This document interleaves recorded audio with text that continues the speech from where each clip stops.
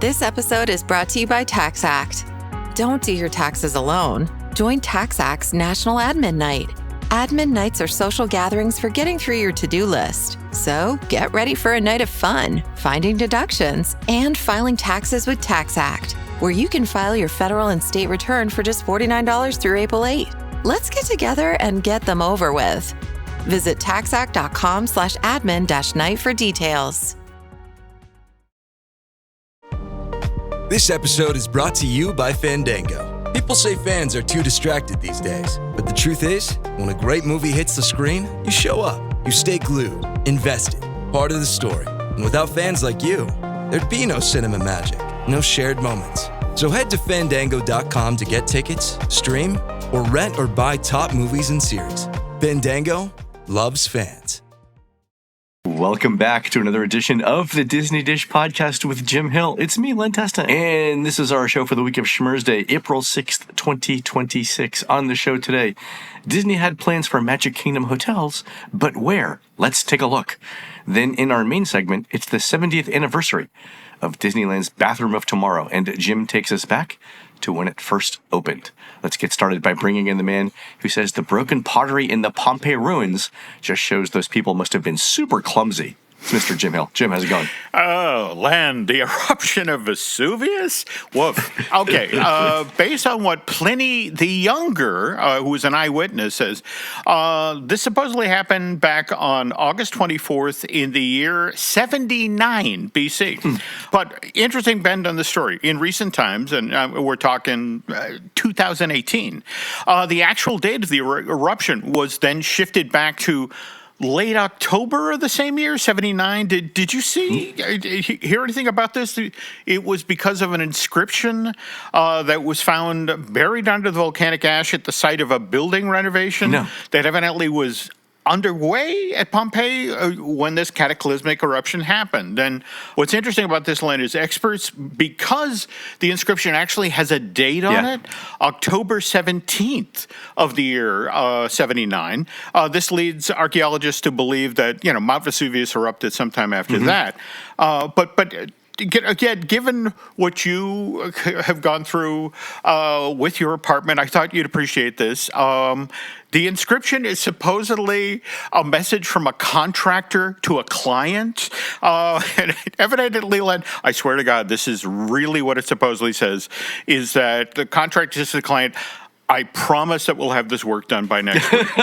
Oh, my God, that's fantastic. So you got to love, here we are some more than 2,000 years later, and there's at least one constant in the universe, and that's that renovation work that's being done on your home will always take longer than the original estimate. It's one of humanity's great ongoing things across cultures. I love it. There we go. Oh, fantastic. All right, Jim, let's do a quick shout out to our subscribers. Thanks to everyone who subscribes to the show over at patreon.com/JimHillMedia, including Neil Polarski, Adrian and Emily Venzuli, Grace Van Kirk, Phil Gurriel, Barry C2, and Carl Malmstrom. Jim, this is the Disney team about to offer the first ever Jungle Cruise wedding ceremony with the skipper officiating. Right now, the spiel includes the lines, do you, name, promise to love, honor, and not drop that ring into the river? And by the power vested in me by the Jungle Navigation Company and Trader Sam's YouTube channel, I now pronounce you the backside of water. Hey, a wedding and a baptism all in one. True story. I love that. If it's not a thing, that should be a thing. On to the news, folks. The Disney Dish News is sponsored by UnlockedMagic.com from our friends at DVCRentalStore.com. Our friends at UnlockedMagic.com have discounted theme park tickets starting at just 1 day of admission at prices better than Disney's. So get your theme park tickets at UnlockedMagic.com now, and you can see all of the new and updated attractions opening now and soon in Walt Disney World. All right, Jim, a couple of things. Buzz Lightyear Space Ranger Spin has soft opened in the Magic Kingdom ahead of its official opening on Wednesday. I'm a little bit surprised about the lack of AP or DVC previews for this, Jim. What do you think about that?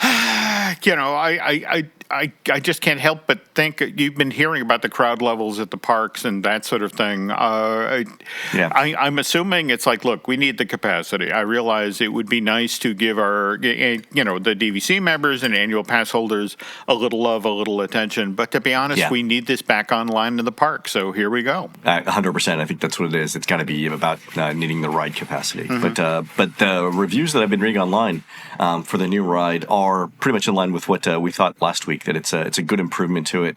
It's going to make the game a lot more dynamic and a lot more fun. So that's really good. Cool. Also, Jim, did you see this week that Disney announced a new after 2 p.m. ticket for Walt Disney World? Yeah, and for, lazy individuals like myself who like to sleep in, I love this. I love this. Can you you explain the specifics though? Sure. So it's admission to one theme park per day, so no park hopping. Starting at 2 p.m. You don't need reservations to make it, and these special tickets come in 2-day or 3-day varieties. Runs May 26th to July 29th. And Jim, I'm really surprised about this because it's Memorial Day week, all the way through basically the first 2 months of summer vacation.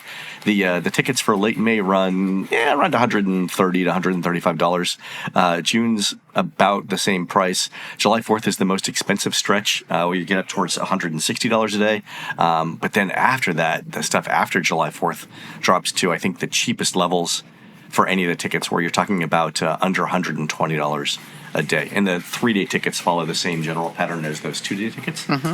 It does include all 4 parks, but in doing some thinking about this, I don't know that Animal Kingdom is a great park choice for these tickets, because it's going to close probably around 6 p.m. most days. If you're getting into 2, that's only 4 hours. I don't think that's the best thing there. Magic Kingdom, probably open till 10 o'clock most nights, sometimes 11, so that would be a good choice. Hollywood Studios probably open till 9, maybe with Fantasmic at 9:30. Same thing for Epcot, likely open until 9. So for those 3 parks, Jim, the per hour cost of these after 2 p.m. tickets is actually cheaper than standard tickets if you stayed all day. Yeah. How about that? No, I love that. But there are caveats, right? In fact, I'm looking at your show notes here. That there are certain attractions that tend to go down after 2 o'clock, aren't there? Right. So the downside to an after 2 o'clock ticket is, and Jim, I don't know if this is news to anyone, but everyone hold on to your seats. It rains in Florida during summer in the afternoons. Yeah. I'll repeat that. In the summer in Florida, it rains in the afternoon. So those after 2 o'clock tickets might be exposed to more, not only thunderstorms, in the rain that comes, in the rain that comes with, every afternoon, but also the ride closures that come along with that, because certain outdoor rides, like outdoor roller coasters, are basically giant metal antennas, that attract lightning. So those rides will shut down when it rains. For those, the rides with most downtime after 2 o'clock include Slinky Dog Dash, Big Thunder Mountain Railroad, Seven Dwarfs Mine Train, Space Mountain, Remy over at Epcot, which is unusual because it's an indoor ride. Yeah. Rise of the Resistance, which is just naturally, like that. Expedition Everest, The Barnstormer, Shannon's Bayou Adventure, and Runaway Railway. So at the Magic Kingdom, the outdoor attractions tend to get shut down, which is expected. But in Hollywood Studios, you've got not only the outdoor rides, Slinky Dog Dash, but Rise of the Resistance and Runaway Railway. So that could impact the amount of attractions that you want to see. And combined with that, Lightning Lane availability, same day Lightning Lane availability for those attractions after 2 o'clock is going to be kind of sketchy. So you can still get your Lightning Lanes, but you're not going to be able to use them before 2 o'clock. So if you thought that you could get a Lightning Lane for 1 p.m., and then talk your way into the parks. Apparently, Disney's already thought of that and said that's not going to be possible. That's interesting. Okay, but now I love this from a financial point of view. I'm intrigued by the starting in May, ending. That's the thing. Yeah. Reading the tea leaves here. What do you make of that? Is that? I mean, what's interesting is Nancy watches the Hallmark Channel 24/7 here at the house, and they have been doing the kid play summer promotion for Walt Disney World. It seems like it runs every ad, and what's interesting is they hype, the brand new Buzz Lightyear. They hype that Bluey is coming. What do you make? It is, this seems to be something you do if you were a little concerned about, what was going to be coming this summer, right? So right. So Jim, the first thing I did when I heard about these tickets is I went back to see when the last time was that Disney offered a ticket like this. And the only parallel that I can see, thanks to Mike over at blogmickey.com for helping with this, was in 2019 they offered a similar ticket, but it was in the fall, not the summer. Right. So it was like, September when crowds are naturally, low to begin with. This including Memorial Day and the first couple of weeks of school summer vacation. I think if it's not unprecedented, it at least hasn't happened in 10 years. And Jim, the other thing that I thought was interesting was the same day that they announced this discount, they also announced a hotel discount for Disney Plus subscribers, which is pretty much everyone, with hotel stays at the All-Star resorts as little as $99 a night. And again, it covers the same or similar dates, so summer. And I'm thinking it's got to tell me that summer is soft in Walt Disney World. I mean, not to belabor the obvious, but given what's going on with gas prices right now, and given the number of people who drive in or drive down to Disney World, yeah, I mean, and that's the other thing there too is that we've not yet seen the full impact of gas prices yet. I think that's supposed to peak in a couple of weeks here in the U.S. So Disney could be preparing for a summer of high gas prices. I think it's a great thing to get out ahead of this.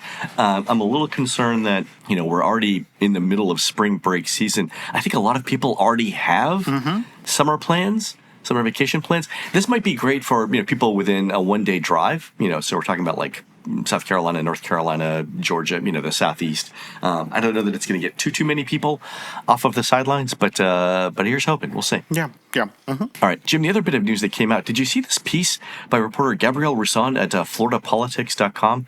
Gabrielle obtained deposition transcripts from the Disney Central Florida Tourism Oversight Board lawsuit. Did you see this?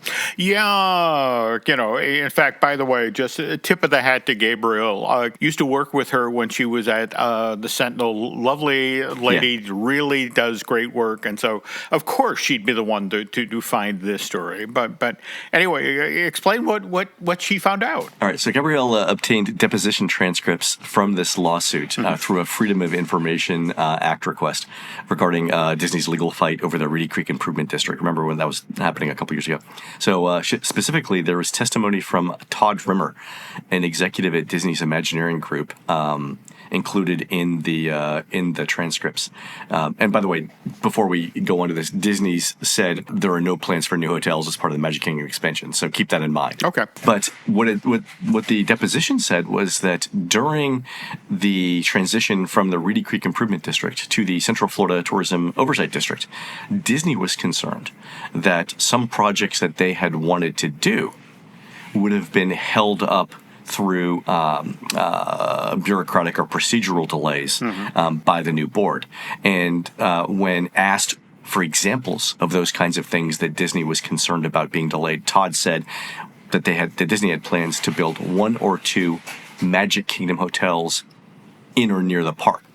And we have not officially heard that before. So, in talking to Gabrielle, we were trying to figure out where these hotels might have gone.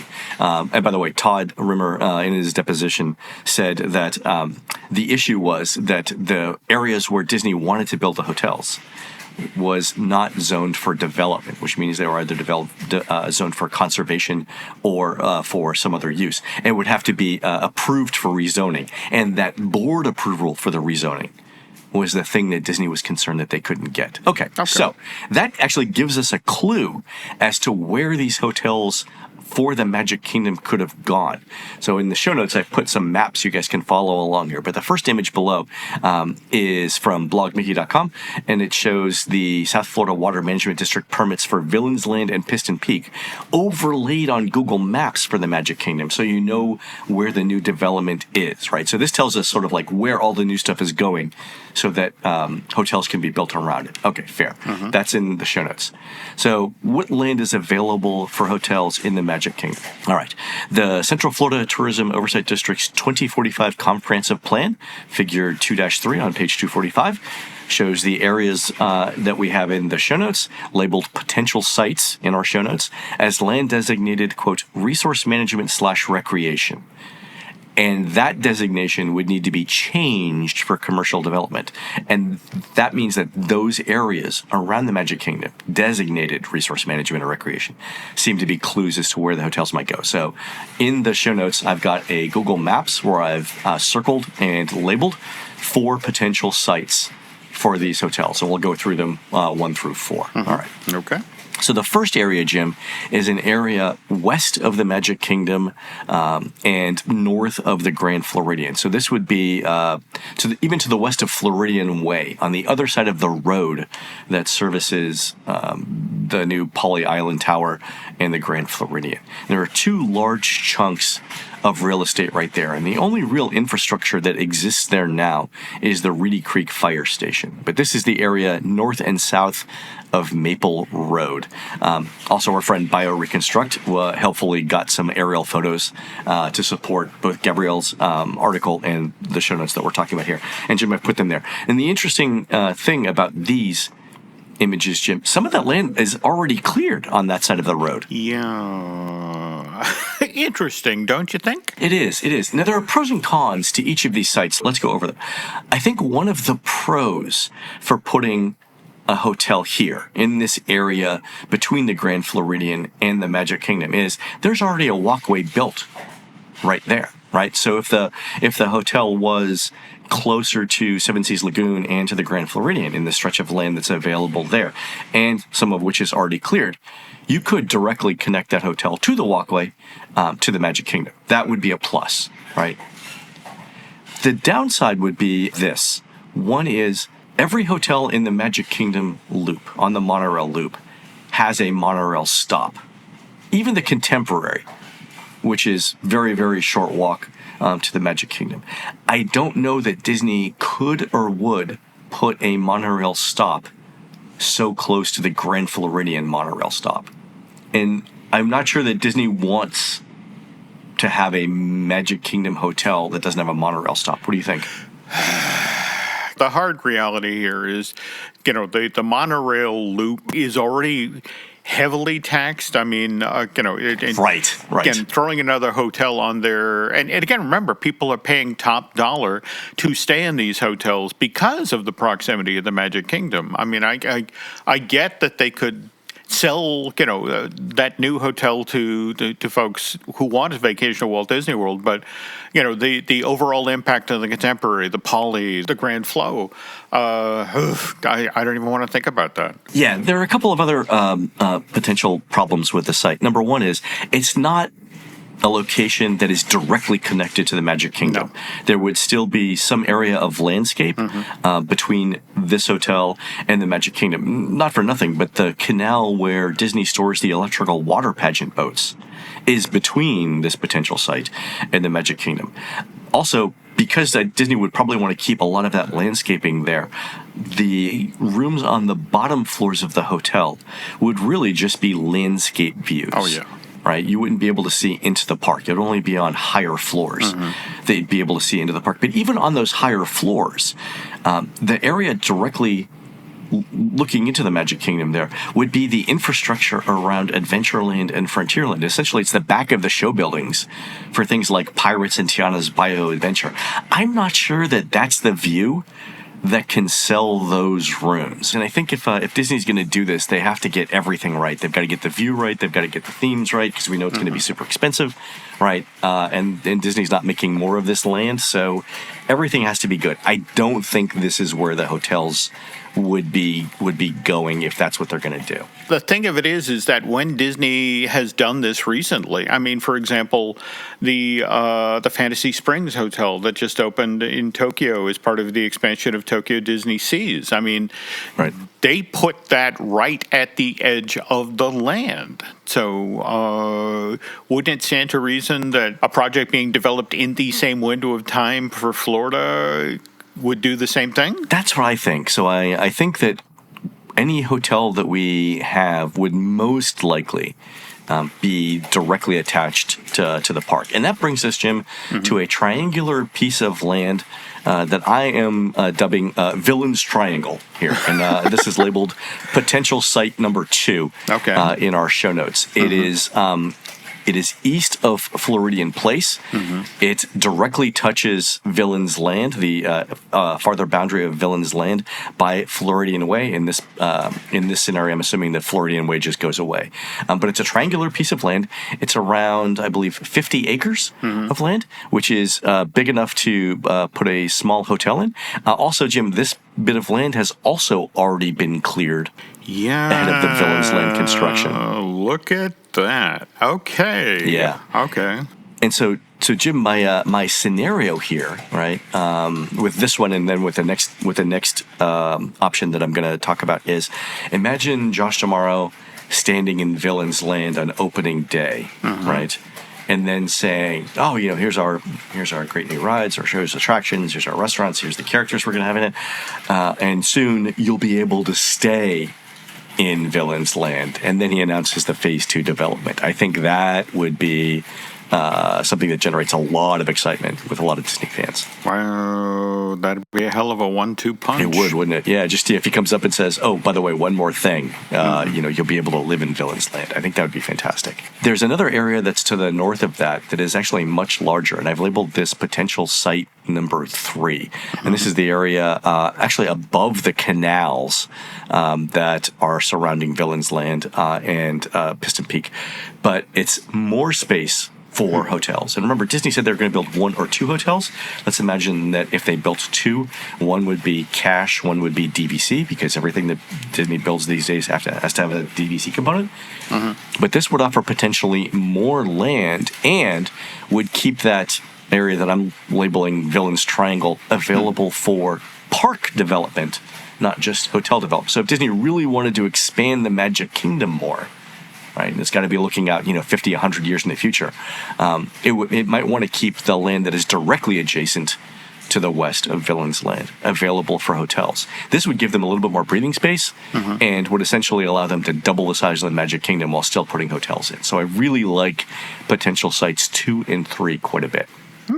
Okay. And I guess that ultimately is the question here, to the effect of how far out is Disney thinking at this point? Right. Again, with the notion of literally banking that land for future expansion, but we're not talking even a decade from now, but decades. Exactly, right. So I think that's any hotel that Disney builds is at least a 30-year commitment. I can only think of one hotel that they've ever built and then demolished, and that was the old area by Disney Springs, right? Was it the Disney Village? Yeah. Hotels? The tree houses? And even then, you have to remember that was started, back when, the city of Lake Buena Vista. I mean, that's the interesting thing about the original plan for Epcot, the city, that they were building it kind of ass backwards. They were going to start with the suburbs and then build the city. And and that idea fell apart in the early to mid 70s. Yeah, so I think any hotel that Disney builds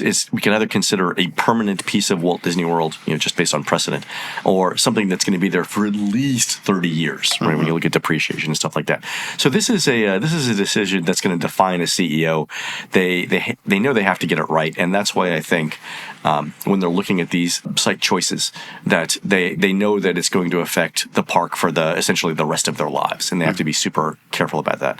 The fourth site that I wanted to talk about is an area that is north of the Contemporary. There's a tiny bit of land that is east of Tomorrowland. You'd get a view of the Tron ride building and Space Mountain, but you would also have views of Bay Lake for those guests that didn't have views of inside the park. And I kind of like this solution because it does give you both sets of views without too much in the way of compromise. By the way, Len, what's interesting about this space that you're looking at, if you go back through your Disney World history, this is kind of adjacent to where the Persian resort was going to be built. Right. But more interestingly enough, and in fact, if you Google Kingdom Suites, there was a project that the company seriously looked at doing in the 1990s in this area, where the idea was, and in fact, kind of ironic that we're talking about a villains-themed hotel, but this was going to be a tuned-themed hotel next to the Magic Kingdom. But yeah, the Kingdom Suites where the doorknob to your room was toony, the bed, would be like sleeping in Mickey's house over in Mickey's Starland. That's not a bad idea for a hotel, actually. Well, that was the thing, and Disney actually mentioned it as a future project. But like I said, if you want more info on it, folks, Google Kingdom Suites. Kingdom Suites, got it. I mean, there are a couple of downsides to this particular piece of land, though. Again, you'd have a view essentially of Tomorrowland infrastructure, not directly into the castle. Number two, you're not directly connected to the Magic Kingdom. You'd still be separated by World Drive. And I'm not sure that for the cost of that hotel, Disney wants to build a pedestrian bridge as your access into the park. So I don't think that's...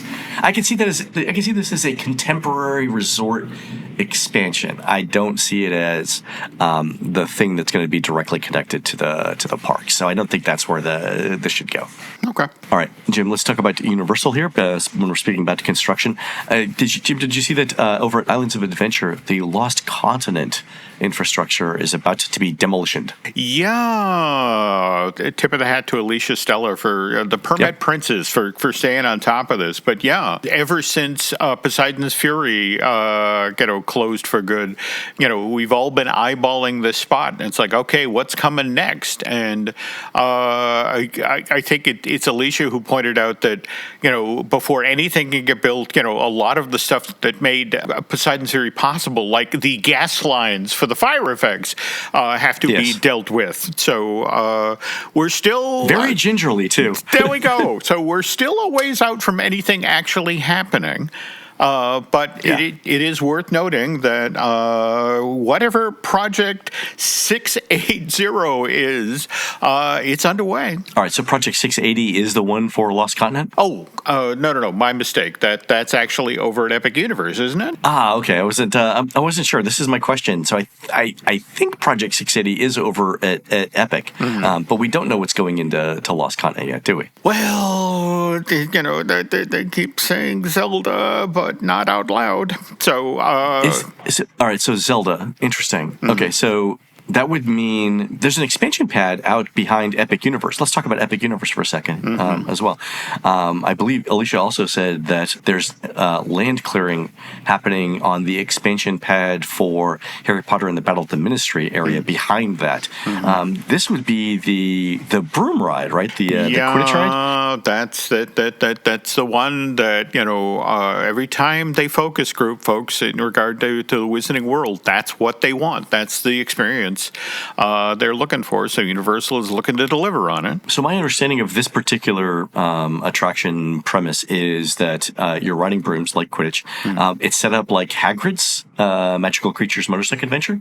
So you've got two people per ride vehicle.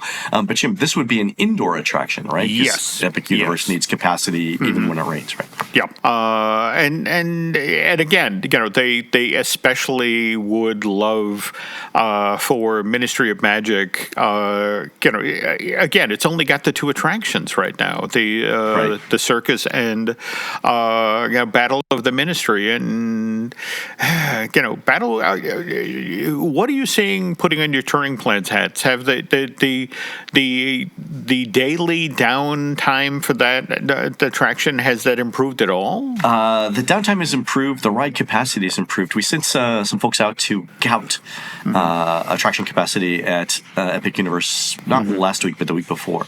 And one of the interesting things was that Harry Potter and the Battle of the Ministry was up to around 1,200 guests an hour. That's better than the 800 that we had counted earlier. But I think, Jim, we're still a long ways away from the 1,600 that this ride was supposed to be able to get to. And you gotta wonder at this point, we're 9-10 months into the park opening. It could be that 1,200 an hour is the peak for this particular ride, that we're never going to get to the 1,600 that we thought we were going to get. Okay, but at the same time, to have made the jump from 800 to 1,200, that's significant. And let's see what they can do this summer. Yeah, it goes from a failing grade to a middle C, right? There we go. That's fine. Yeah. And for those of us who flunked Algebra 2 twice, we'll take that. We'll take that. Sixth grade, Jim, was the best 3 years of my life. There we go. Okay. All right, Jim, on to surveys. Real quick here. Last week we talked about an Epic Universe annual pass holder survey where Universal had offered a 2 and a 4 year option for annual passes. Our friend Tiggerpal sent in a version with a 3 year option. So that fills in the gap between that 2 and 4 year option that we had seen. Wow. So at this point, Universal is offering you, through the survey, the chance to buy a 2, 3, or 4 year Epic annual pass. I think 4 years is a lot of commitment. It is. 3 might be the limit for me. What do you think? Yeah, I think two is more likely, but at the same time, the fact that they're thinking this way is fascinating. All right, Jim, on to listener questions. A bunch of folks wrote in to remind me that Universal's offered an after 2 o'clock Halloween Horror Night ticket for a while now. Thank you for that.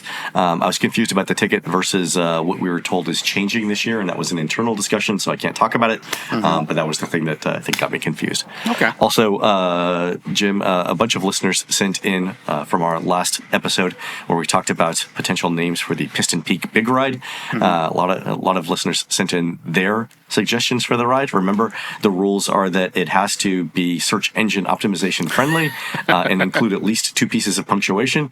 So Corbin sent in Cars, Lightning McQueen and Meters Off Dash Road Adventure ! All right, I like that. I like that too. Matt sent in Road Rally Racers - the race through Piston Peak: a NASCAR TM racing experience featuring Lightning McQueen, formerly of Lightning McQueen's Racing Academy in Disney's TM Hollywood Studios TM.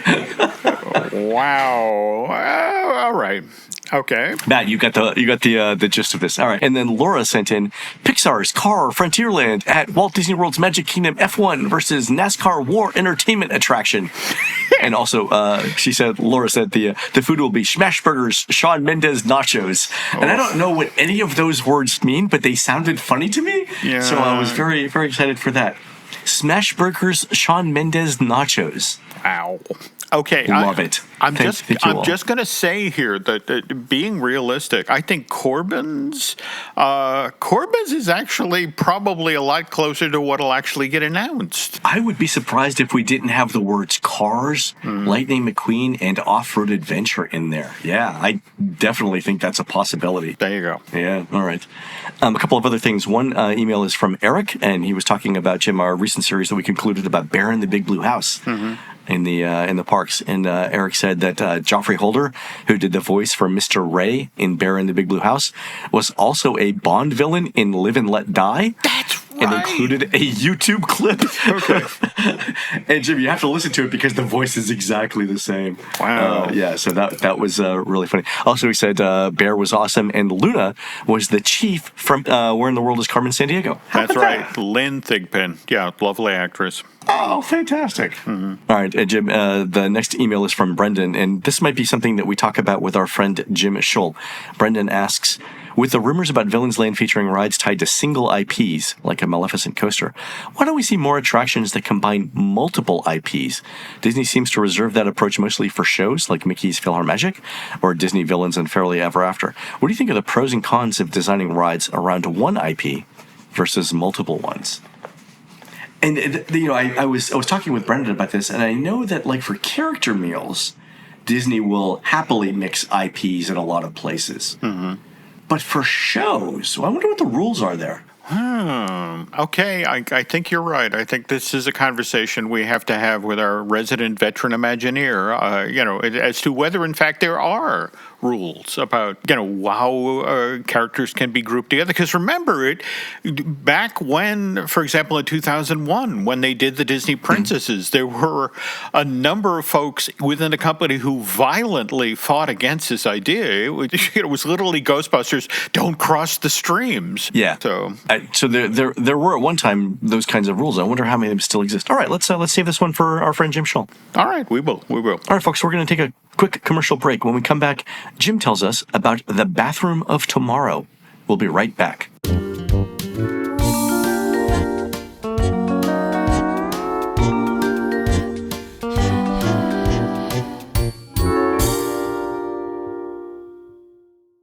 Pro protein is now at Starbucks, and it's never tasted so good. You can add protein cold foam to your favorite drink or try one of our new protein lattes or matcha. Try it today at Starbucks. The right window treatments change everything: your sleep, your privacy, the way every room looks and feels. At Blinds.com, we've spent 30 years making it surprisingly simple to get exactly what your home needs. We've covered over 25 million windows and have 50,000 five-star reviews to prove we deliver. Whether you DIY it or want a pro to handle everything from measure to install, we have you covered. Real design professionals, free samples, zero pressure. Right now, get up to 45% off site-wide, plus get a free professional measure at Blinds.com. Rules and restrictions apply. Refreshing wild cherry cola meets smooth cream. The treat you deserve. Pepsi Wild Cherry and Cream. Treat yourself.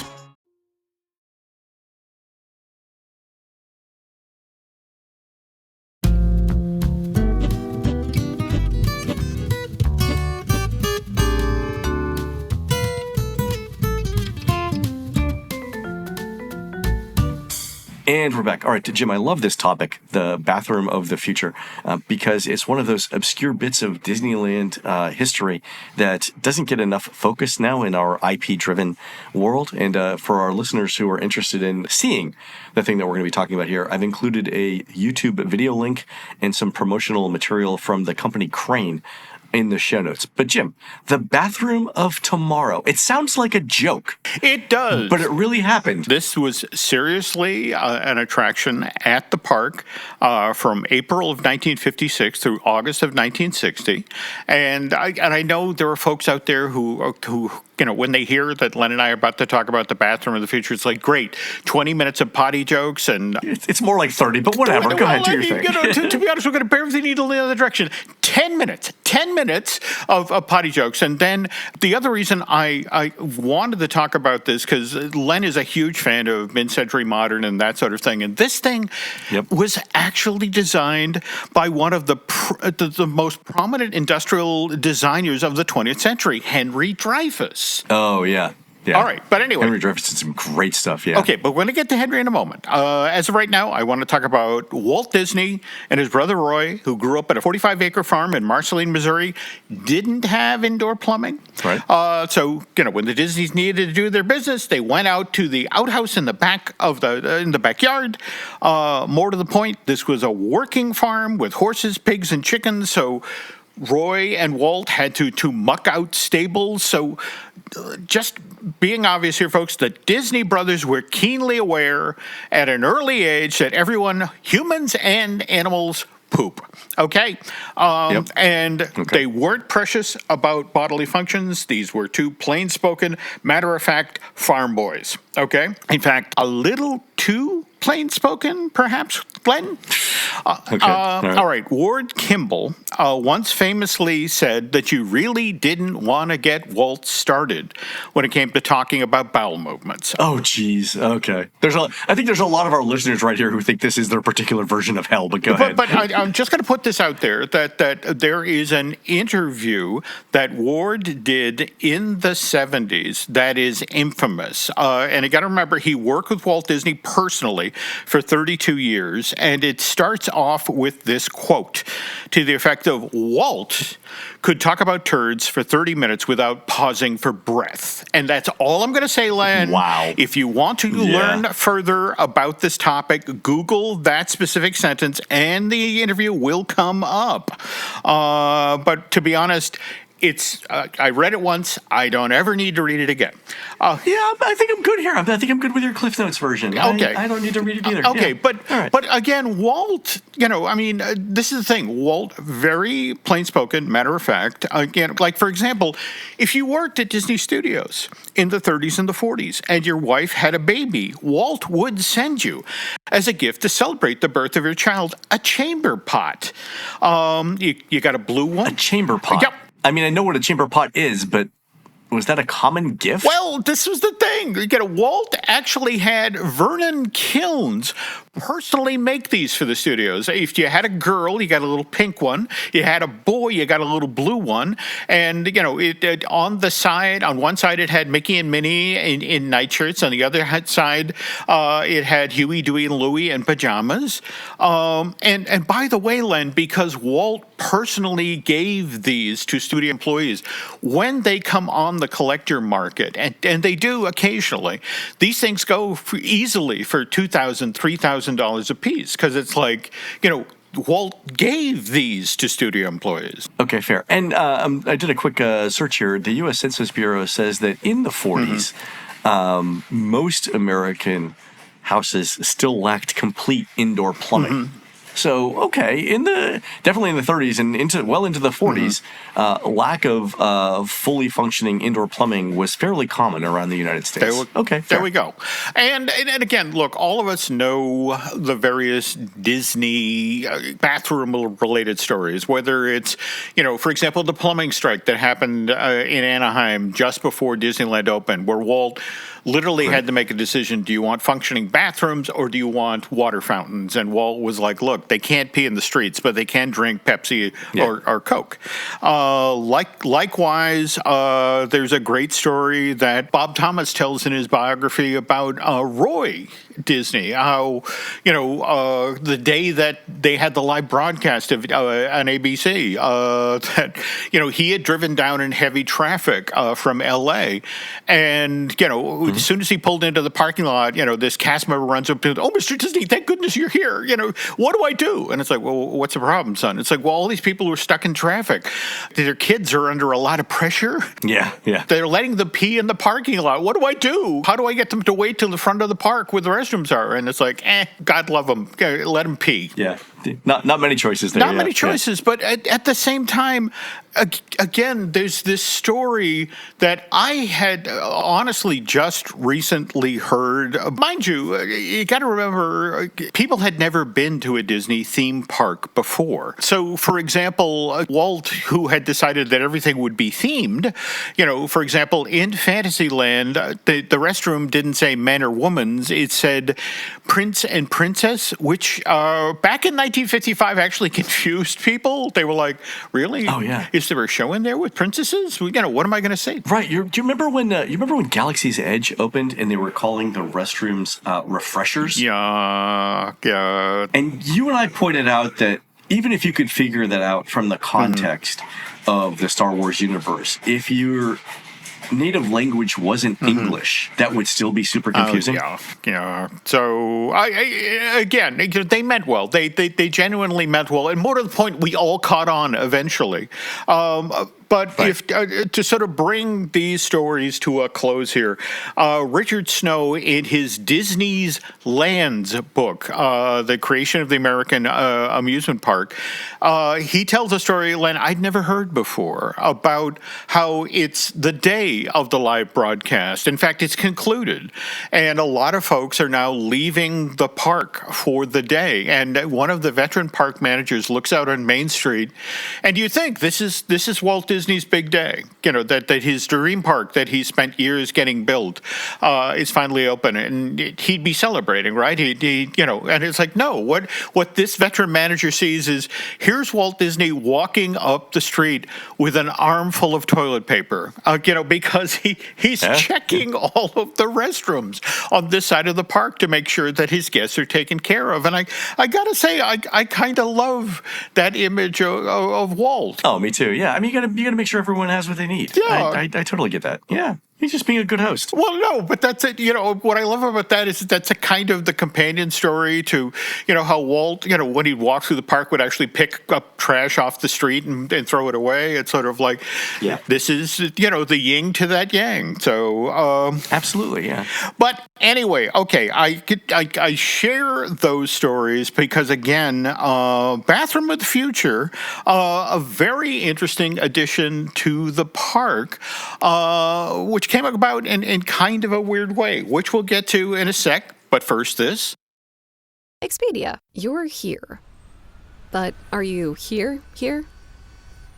You go to Hawaii in your head all the time. During meetings, in the car, Hawaii is on the mind. But when you're ready to go, there's Expedia. the one place you go to go places. Flights, hotels, vacation homes, cars. You can save when you bundle or book as you go and still save. So what are you waiting for? Expedia, the one place you go to go places. Members only. Savings vary. This episode is brought to you by Redfin. You're listening to a podcast, which means you're probably multitasking. Maybe even scrolling home listings on Redfin, saving homes without expecting to get them. But Redfin isn't just built for endless browsing. It's built to help you find and own a home. With agents who close twice as many deals, when you find the one, you've got a real shot at getting it. Get started at redfin.com. Own the dream. And we're back. All right, Len, let's just cut to the chase. Walt didn't actually want a Bathroom of Tomorrow exhibit in his family fun park, but he had no choice. C.V. Wood had cut a deal with the Crane Plumbing Company back in 1955, and Walt Disney Productions now had to honor that deal. And this kind of all comes on the back. We've talked on the show about how late in the game Tomorrowland got turned on at Disneyland. I mean, as late as December of 54, that was a Phase 2 project. Wasn't supposed to open until the summer of 56. And it was only Walt coming back from the Christmas break of 54. And he's like, guys, I'm sorry, I changed my mind. If Disneyland opens without a Tomorrowland, it's going to look bad. We need to come up with something and have it up and running in that part of the park in 6 months, and you figure it out. And when we say you, that's Walt pointing to C.V. Wood, the first vice president and general manager of Disneyland. And look, Wood did what he could with the time he had left. He had built 2 giant buildings down the main drag of Tomorrowland. In fact, they're exact mirror images of one another. And then he reaches out to companies like Monsanto and Kaiser Aluminum and says, hey, how'd you like to sponsor something at Disneyland? And again, CV reached far and wide. And in fact, this is how the Crane Plumbing Company, by the way, a Canadian-based firm that had been selling plumbing supplies since 1855. And in fact, that's what... Oh. See, this is what made Wood reach out to them. It's like, hey, you're celebrating your 100th anniversary. How would you like to do that at Disneyland? Yeah, I can definitely see the promotional tie-in there. That's not a bad idea at all. And, well, this is the thing. Frank F. Elliott, the CEO of Crane, was like, ooh, I love that idea. So he signs a contract with Wood, and all is well and good until Walt decides to fire CV in January of 56.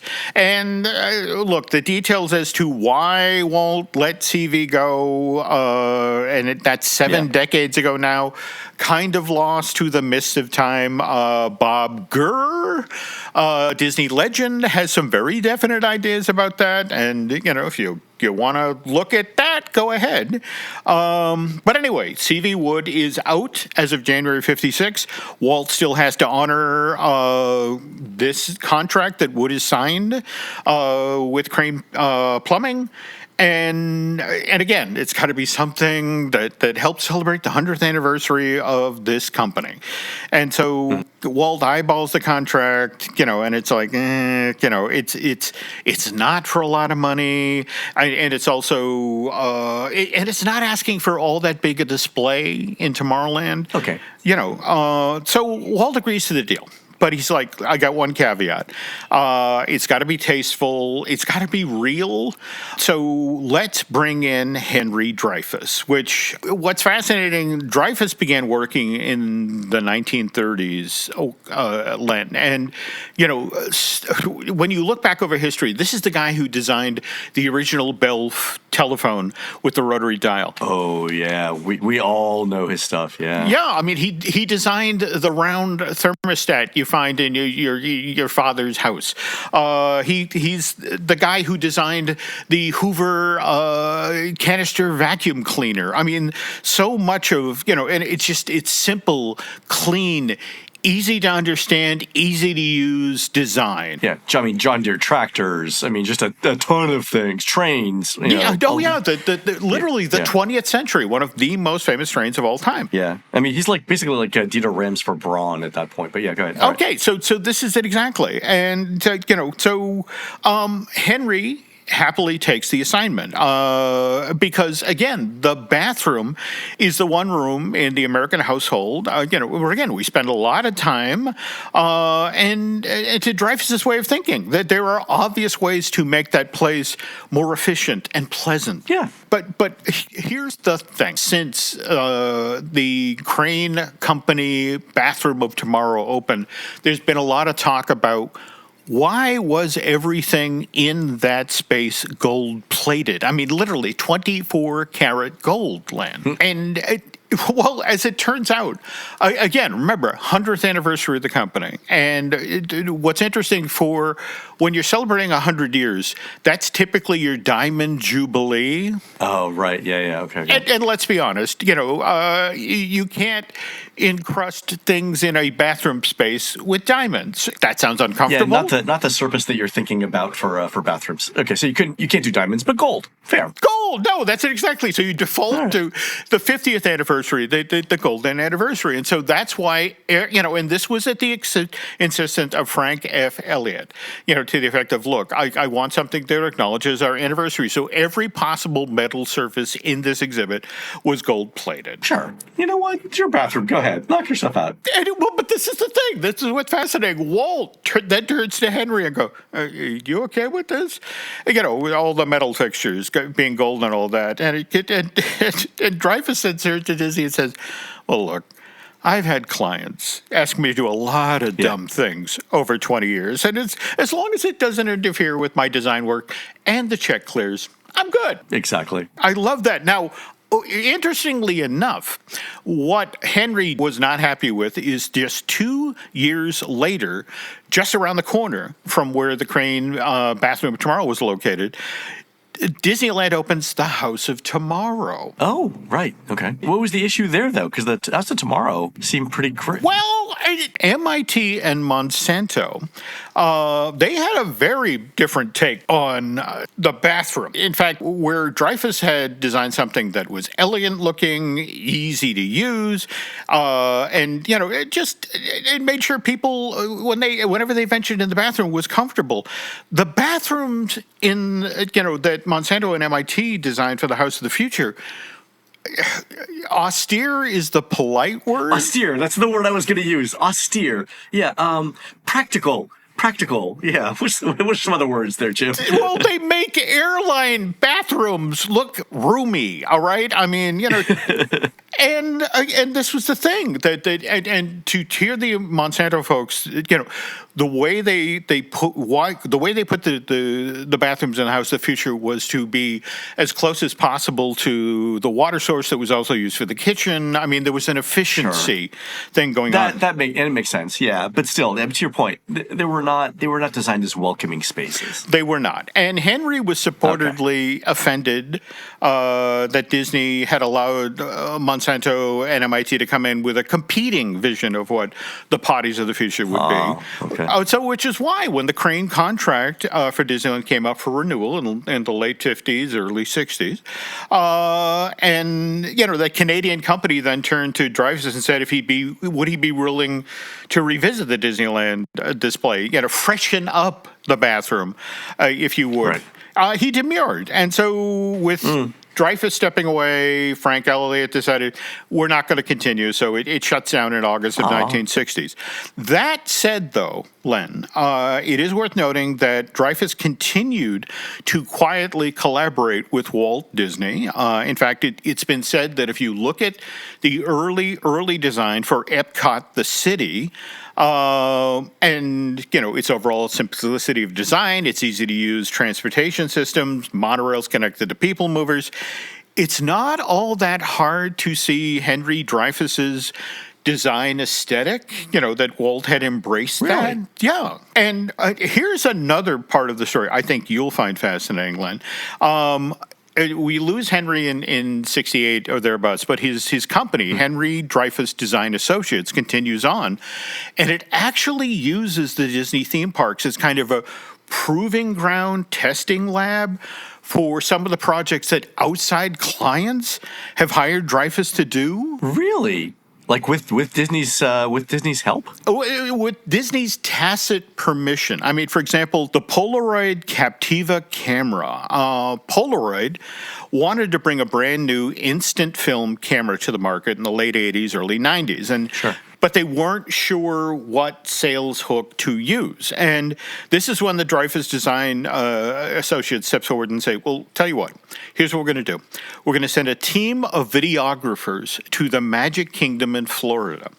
And we're going to spend weeks surreptitiously filming people as they take photographs inside the park. And think about that. That's kind of genius because, the Magic Kingdom is one of the most photographed places on the planet. So you're right. You're getting, hundreds, if not thousands of people a day lifting a camera who aren't necessarily professional photographers.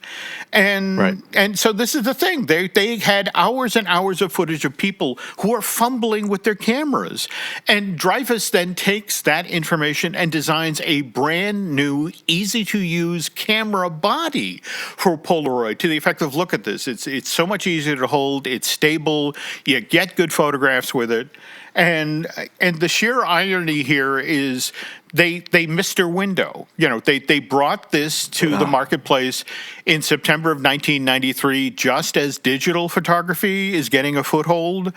And it just didn't break through the way it was supposed to. But if you went to the parks during that period, you were likely photographed, and somewhere an industrial designer was watching you with your greasy popcorn-covered fingers, fumbling with your camera. And it's like, okay, we can do better. What was the name of this camera? It was the Polaroid Captiva SLR, arrived in the marketplace summer of 1993. But anyway, that is how Disneyland's Bathroom of Tomorrow, it impacted, the city of the future that Walt wanted to build down in Florida. Likewise, it had a weird little bend on a camera that got sort of field tested at the Magic Kingdom in Florida. I did not know about this. All right, I'll grab an image of the camera and throw it in the show notes too for our listeners. There we go. That is fantastic. Thank you for that, Jim. That was I didn't know any of that. Yeah, well, again, it's just that when you drill down into these things, and again, like that whole gold-plated thing, that's always been a mystery. Yeah. And then it's like, oh, it's tied to an anniversary. I did not know that. And that was actually pretty clever for C.V. Wood to tie that in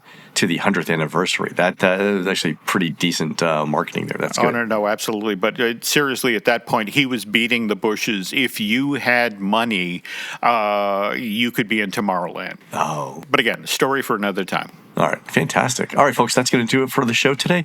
You can help support our show by subscribing over at patreon.com/JimHillMedia, where our latest exclusive show is a walk through a changing Hollywood studios.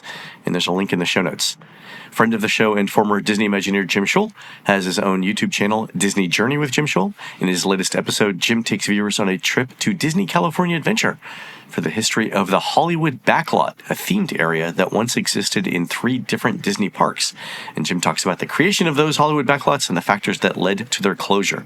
Through stories and insights, Jim sheds light on the evolution of those attractions and their significance within the Disney parks. On next week's show, Jim tells us about Disney's Live the Dream project for Disneyland's second theme park, with hotels built on top of attractions. I cannot wait for this. You can find more of Jim at jimhillmedia.com and more of me, Len at touringplans.com.